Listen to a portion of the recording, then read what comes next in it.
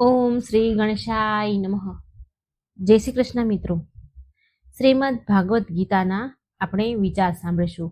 ભગવાન શ્રી કૃષ્ણની સરસ મીઠી મધુર અને હિંમત આપે તેવી વાણી સાંભળીશું. તો મિત્રો વિડીયો અંત સુધી જુઓ અને વિડીયો સારો લાગે તો લાઈક અને શેર કરવાનું બિલકુલ ન ભૂલશો. શ્રીમદ ભાગવત ગીતા એક એવો ગ્રંથ છે જે મનુષ્યને જીવન જીવવાની સાચી રીત શીખવે છે. ગીતા જીવનમાં ધર્મ, કર્મ અને પ્રેમનો પાઠ ભણાવે છે. શ્રીમદ ભગવત ગીતાનું જ્ઞાન મનુષ્યના આ જીવન અને જીવન પછીનું પણ બંને માટે ઉપયોગી માનવામાં આવે છે. ગીતા સંપૂર્ણ જીવન દર્શન છે અને જે વ્યક્તિ તેનું અનુસરણ કરે છે તે સર્વ શ્રેષ્ઠ બને છે. ભગવદ્ ગીતામાં કુલ 18 અધ્યાય અને 700 શ્લોક છે, જે બધા માટે વાંચવું બહુ મુશ્કેલ છે. આ સમયમાં કોઈની પાસે સમય નથી, તો આખી ભાગવત ગીતા વાંચવી અને સમજવી ઘણી મુશ્કેલ છે. તેથી આજે આ ખાસ પ્રસંગે અમે શ્રીમદ ભાગવત ગીતાના 101 વિચારો વિશે વાત કરવા જઈ રહ્યા છીએ, જેને જાણીને તમે ગીતાજીનો સાચો અર્થ સમજી શકશો. આ વિચારોને તમે દરરોજ સવારે ઉઠીને અને રાત્રે સૂતા પહેલા સાંભળો. તો ચાલો ભગવદ્ ગીતાના વિચાર જાણીએ. ભગવાન શ્રી કૃષ્ણ કહે છે, જે પ્રકાશની જ્યોત અંધારામાં ચમકે છે, જેમ પ્રકાશનું એક પણ કિરણ અંધારામાં ચમકે છે, તેમ સત્ય પણ ચમકે છે. તેથી મનુષ્યએ હંમેશા સત્યના માર્ગે ચાલવું જોઈએ. મૃત્યુ એક અટલ સત્ય છે, જેને ક્યારેય બદલી નથી શકાતું. આ સંસારનું જ્યારથી સર્જન થયું છે ત્યારથી જન્મ અને મૃત્યુનું ચક્ર ચાલતું આવ્યું છે. જે મનુષ્ય જૂના વસ્ત્રો તજીને એટલે કે જૂના વસ્ત્ર કાઢીને નવા વસ્ત્ર ધારણ કરે છે, તેમજ આત્મા જૂનું શરીર છોડીને નવું શરીર ધારણ કરે છે. આ પ્રકૃતિનો નિયમ છે. આ સત્યને સ્વીકારીને ભયમુક્ત થઈને આજમાં જીવવું જોઈએ. જ્ઞાની વ્યક્તિ ન તો મૃત્યુ પામેલાનો શોક કરે છે અને ના તો જીવતા હોય તેનો શોક કરે છે, કારણ કે તે જાણે છે કે ગયો તે ફરી જન્મશે અને જે જીવે છે તે એક દિવસ જરૂર મરશે. કર્મ જ સૌથી મોટો ધર્મ છે. ભગવાન શ્રી કૃષ્ણ ગીતામાં અર્જુનને ઉપદેશ આપતા કહે છે કે વ્યક્તિ કર્મ કરવા માટે જ જન્મે છે અને કર્મ વિના કોઈ રહી શકતું નથી. મનુષ્યએ પરિણામની ચિંતા કર્યા વિના પોતાના કર્તવ્યનું પાલન કરવું જોઈએ. ક્રોધ મનુષ્યને નરક તરફ લઈ જાય છે. ક્રોધથી મનુષ્યનું મન અશાંત રહે છે અને તે આવેશમાં આવીને પોતાનું જ નુકસાન કરી બેસે છે. ભગવાન કૃષ્ણ કહે છે કે મનુષ્યએ ક્રોધથી બચવું જોઈએ અને ગમે તેટલો ગુસ્સો તેને આવે તો પોતાને શાંત રાખવાનો પ્રયાસ કરવો જોઈએ. આ સંસારમાં આજે જે તમારી પાસે છે તે ગઈકાલે કોઈ બીજાનું હતું અને આવતીકાલે કોઈ બીજાનું હશે. તમે અહીં ખાલી હાથે આવ્યા હતા અને ખાલી હાથે જવાના છો. મન પર નિયંત્રણ રાખવું જરૂરી છે. મનુષ્યનું મન વાયુની જેમ, હવાની જેમ ચંચળ છે. મન જ મનુષ્યને કામ વાસનાઓ તરફ ભટકાવે છે. જો જીવન સફળ બનાવવું હોય તો મન પર કાબુ રાખવો ખૂબ જ જરૂરી છે. મનને વશમાં કરવાથી બુદ્ધિની શક્તિ કેન્દ્રિત થાય છે, જેથી કાર્યમાં સફળતા મળે છે. ગીતા અનુસાર જે વ્યક્તિએ પોતાના મન પર કાબુ મેળવ્યો તે મનમાં ઉદ્ભવતી નકામી ચિંતાઓની ઈચ્છાઓથી દૂર રહે છે. તે વ્યક્તિ પોતાના લક્ષ્યને સરળતાથી પ્રાપ્ત કરે છે. જો મનને વશમાં નહીં કરો તો તે તમારો સૌથી મોટો શત્રુ બની જશે. હંમેશા શંકા કરનાર વ્યક્તિ ક્યારેય શાંતિ પ્રાપ્ત નથી કરી શકતો. તેથી શંકા કરવાથી બચવું જોઈએ. વધુ પડતી શંકાથી મનની શાંતિ ભંગ થાય છે અને વ્યક્તિ ભ્રમિત થઈને પોતાના સંબંધોનો નાશ કરે છે. શરીરની સુંદરતા મનને આકર્ષે છે, જ્યારે સ્વભાવની સુંદરતા હૃદયને આકર્ષે છે. તેથી મનુષ્યનો સ્વભાવ હંમેશા નિર્મળ હોવો જોઈએ. કોઈ શું કરે છે, કેવું કરે છે અને કેમ કરે છે, આ બધાથી તમે જેટલા દૂર રહેશો તેટલા જ તમે ખુશ રહેશો. જીવનમાં આપણે કેટલા સાચા છીએ અને કેટલા ખોટા છીએ તે ફક્ત બે જ લોકો જાણે છે. એક પરમાત્મા અને બીજું આપણી અંતર આત્મા. ભગવાન શ્રી કૃષ્ણ કહે છે, જે મનુષ્યમાં જ્ઞાનની કમી હોય છે અને ઈશ્વરમાં શ્રદ્ધા ન હોય તે જીવનમાં ક્યારેય આનંદ અને સફળતા પ્રાપ્ત નથી કરી શકતો. મોહ એ વિનાશનું કારણ છે. મનુષ્યના દુઃખનું મૂળ કારણ તેનો મોહ જ છે. જેટલો વધુ મોહ કરશો તેટલો જ વધુ કષ્ટ ભોગવશો. પછતાવો ભૂતકાળને બદલી શકતો નથી અને ચિંતા ભવિષ્યને સુધારી શકતી નથી. તેથી વર્તમાનનો આનંદ લેવો એ જ જીવનનું સાચું સુખ છે. ભગવાન કૃષ્ણ કહે છે, જે તમારો સાથ આપે તેનો જ તમે સાથ આપો અને જે તમને દગો આપે છે તેને તમે છોડી દો, તજી દો. જ્યાં તમારું સન્માન ન થાય ત્યાં જવું નહીં, નહીંતર લોકો તમને નબળા અને મૂર્ખ સમજશે. જ્યાં વરસાદ ન હોય ત્યાં ખેતર બગડે છે, જ્યાં સંસ્કાર ન હોય ત્યાં વ્યક્તિનું જીવન નષ્ટ થઈ જાય છે. જે લોકો કહે છે મારી પાસે સમય નથી, તેમના ખાસ સંબંધની યાદીમાં તમારું નામ જ નથી. વાત એટલી મધુર રાખો, જો ક્યારેય પાછી પણ લેવી પડે ને તો તે કડવી ન લાગે. પોતાનામાં થોડું સ્વાભિમાન હોવું જરૂરી છે, નહીતર લોકો તમને તમને ડરાવવાનો પ્રયાસ કરશે. જ્યાં તમારો અધિકાર છે, જ્યાં સુધી તમે પોતાની જાતથી હાર નહીં માનો ત્યાં સુધી દુનિયાની કોઈ પણ શક્તિ તમને હરાવી નહીં શકે. નબળા તમે નથી, તમારો સમય નબળો છે અને સમય બધાનો બદલાય છે. તમે ફક્ત તમારું કર્મ કરતા રહો. જેમણે ક્યારેય સંકટ જોયા નથી, કષ્ટ ભોગવ્યા નથી, તેમને પોતાની શક્તિનો અહેસાસ ક્યારેય થતો નથી. જે લોકો બીજાની તકલીફોને સમજે છે તેનામાં દયા હોય છે. જે લોકો હૃદયથી સારા હોય છે તેમને ફરી જન્મ લેવો નથી પડતો. કોઈને કાંઈ આપીને ગર્વ ન કરવો જોઈએ, કારણ કે આપણને ખબર નથી કે તમે આપી રહ્યા છો કે પાછલા જન્મનું ઋણ ચૂકવી રહ્યા છો. માટે કોઈને આપીને ગર્વ કરવો નહીં. અહંકારી મનુષ્યનું વંશ, વૈભવ અને પ્રતિષ્ઠા ત્રણેય ચાલ્યા જાય છે. વિશ્વાસ ન હોય તો રાવણ, કૌરવ અને કંસને જ જોઈ લો. કોઈ પણ વિશ્વાસ કરવો હોય, કોઈના પણ તમારે વિશ્વાસ કરવો હોય ને તો એની વાતો પર નહીં, એના ક્રિયા પર, એના કર્મ પર, એના કાર્ય પર ધ્યાન આપો. ગુસ્સાના સમયે થોડું રોકાઈ જાઓ અને ભૂલના સમયે થોડું ઝૂકી જાઓ. જીવન વધુ સરળ બનશે. ભગવાન કૃષ્ણ કહે છે, જે મનુષ્ય મને જાણે છે તે જન્મ મરણના બંધનથી મુક્ત થાય છે.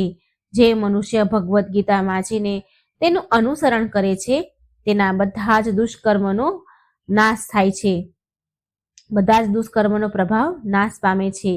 જે ભાગ્યમાં છે તે દોડીને આવશે જ, અને જે ભાગ્યમાં નથી તે આવેલું પણ જતું રહેશે.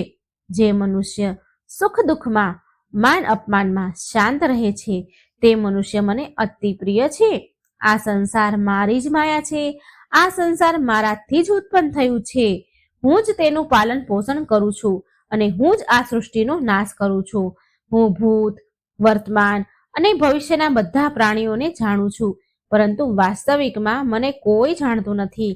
સમજદાર વ્યક્તિ જ્યારે સંબંધ નિભાવવાનું બંધ કરી દે તો સમજી લેવું કે તેના આત્મસન્માનને ઠેસ પહોંચી છે. પ્રેમ હંમેશા માફી માંગવાનું પસંદ કરે છે, જ્યારે અહંકાર હંમેશા માફી સાંભળવાનું પસંદ કરે છે. કર્મ જ તમારી ઓળખ છે, નહીતર એક નામના હજારો માણસ હોય છે. સારા કર્મો કરવા છતાં લોકો તમારી ખરાબ વાતોને જ યાદ રાખે છે. તેથી લોકો શું કહે છે તેના પર ધ્યાન ન આપો.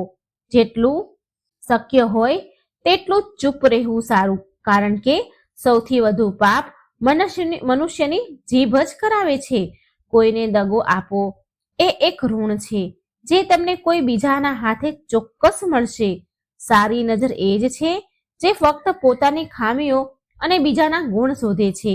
એ વ્યક્તિ પર ક્યારેય ભરોસો ન કરો જે સમય સાથે પોતાનો સ્વભાવ બદલે. જીવનમાં ક્યારેય કોઈની સાથે પોતાની તુલના ન કરો. તમે જેવા છો તેવા સર્વશ્રેષ્ઠ છો. બધાને જીવન બદલવાનો સમય મળે છે, પરંતુ સમય બદલવા માટે ફરી જીવન નથી મળતું. જે થવાનું છે તે તો થઈને જ રહેશે, અને જે નથી થવાનું તે ક્યારેય નહીં થાય. આવો નિર્ણય જેમની બુદ્ધિમાં હોય છે તેમને ચિંતા ક્યારેય સતાવતી નથી. સારી નીતિથી કરેલું કર્મ ક્યારેય વ્યર્થ જતું નથી અને તેનું ફળ પણ તમને ચોક્કસ મળે જ છે. જીવનની સૌથી મોટી ભૂલ એ જ છે જે ભૂલથી આપણે કંઈ શીખતા નથી. તમે આજે જે કર્મ કરો છો તેનું ફળ તમને આવતીકાલે મળશે અને આજે જે તમારી પાસે છે તે તમારા કરેલા કર્મોનું ફળ છે. જે મનુષ્ય શ્રદ્ધાપૂર્વક મારી ભક્તિ કરે છે હું તેને બધું જ આપું છું અને જે તેની પાસે નથી અને જે તેની પાસે છે તેનું રક્ષણ કરું છું. ક્યારે અને કોણે કેટલું બોલવું જોઈએ તે સમજી લીધું તો તમે તમારું જીવન સાર્થક બનાવી લીધું છે. ભગવાન શ્રી કૃષ્ણ કહે છે જે જીવનમાં ક્યારેય તક મળે જો જીવનમાં ક્યારેય તક મળે તો કોઈના સારથી બનજો, સ્વાર્થી નહીં. મનુષ્ય એટલે દુઃખી નથી કે તે ઈશ્વરને નથી માનતો. મનુષ્ય એટલે દુઃખી છે કે તે ઈશ્વરનું નથી માનતો. સમય આવે ત્યારે બધાને બધું જ મળે છે. સમય પહેલાની ઈચ્છા દુઃખનું કારણ બને છે. જે લોકો પ્રેમને નકામું કહે છે તે મૂર્ખ છે. પ્રેમ આ સંસારની મૂડી છે. આનાથી જ સંસાર બન્યો છે. સંબંધોમાં નિયમિત અંતર સંબંધોને જોડે છે અને અનિયમિત અંતર સંબંધોને તોડે છે. મનુષ્ય પોતાના વિશ્વાસથી નિર્મિત થાય છે. જેવો તે વિશ્વાસ કરે છે તેવો તે બની જાય છે. આ સંસારમાં ભાગ્યથી વધુ અને સમય પહેલા કોઈને કંઈ જ મળ્યું નથી. જીવનમાં વાણીને સંયમમાં રાખવી જરૂરી છે કારણ કે વાણીથી આપણે ઘા ક્યારેય ભરાતા નથી. વાણીના દીધેલા ઘા ક્યારેય કોઈના ભરાતા નથી. ભગવાન શ્રી કૃષ્ણ કહે છે ધર્મ માટે લડવાનું શીખો, અધર્મીઓનો સાથી બનવું નહીં અને પોતાના માટે ત્યાગ કરવાનું શીખો.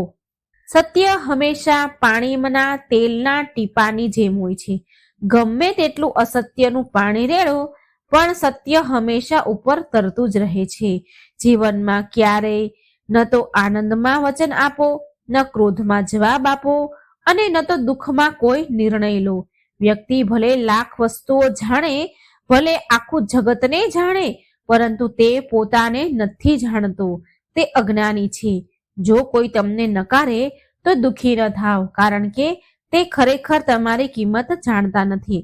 જે સંબંધ આપણને રડાવે છે તેનાથી ગાઢ સંબંધ કોઈ બીજો છે નહીં અને જે સંબંધ આપણને રડતા મૂકી દે છે એનાથી નબળો કોઈ સંબંધ નથી.